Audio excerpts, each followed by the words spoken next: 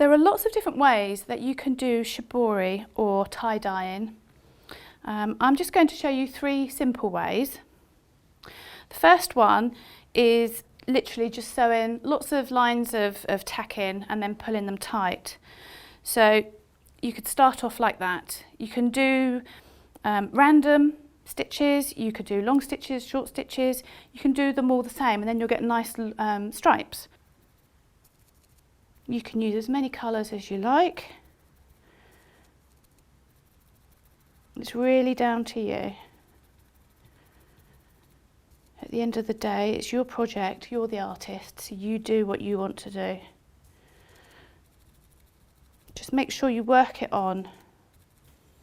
And then as before, iron it. I might get a little bit on the bottom of the iron because some of it's still a bit damp, but as long as you don't rub it around, you'll be okay. It's quite a nice way just to get a nice random pattern. And if you'd done the back, you'd have some of these white gaps filled in as well, so it would be more covered.